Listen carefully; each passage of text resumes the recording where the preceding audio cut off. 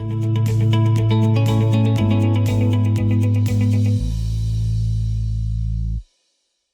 my name is Levi Kilcher. I'm a senior scientist in the Water Power Group at the National Renewable Energy Lab.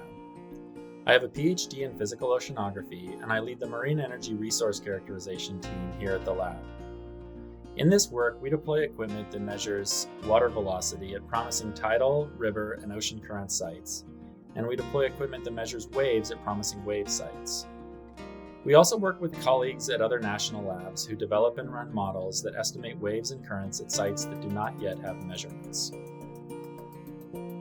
Marine energy technologies include wave, tidal, ocean current, ocean thermal, and also river hydrokinetic technologies. Tidal, river, and ocean current technologies harness energy from flowing water without the need for a dam or other large-scale flow diversion project.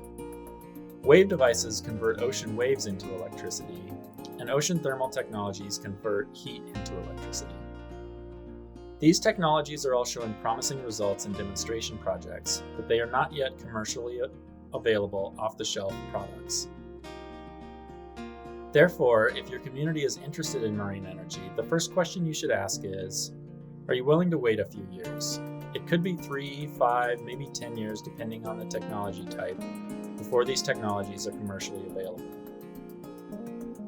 If the answer is no, you should probably look at other options. But if the answer is yes, and you're interested in learning more about these technologies, what a project might look like in your community, or you'd like to get started on planning a project, here are a few questions to get you started.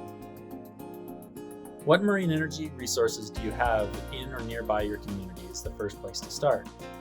For tidal, river, or ocean current energy, think about locations that have the strongest flow speeds.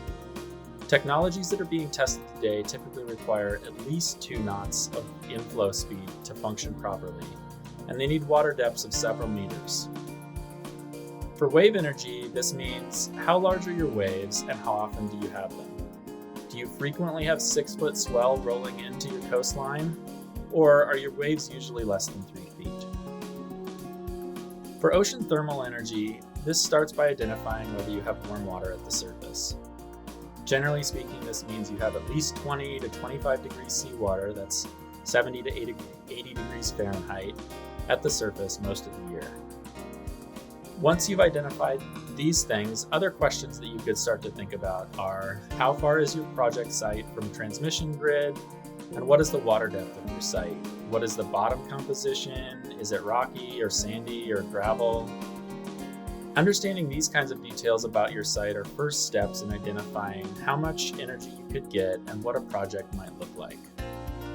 You don't need to have all the answers though. We can help you answer them under the ETIPP program, but even if you have a rough idea about some of these things, it can really help us identify next steps. I hope we can work together soon, and thank you for your time.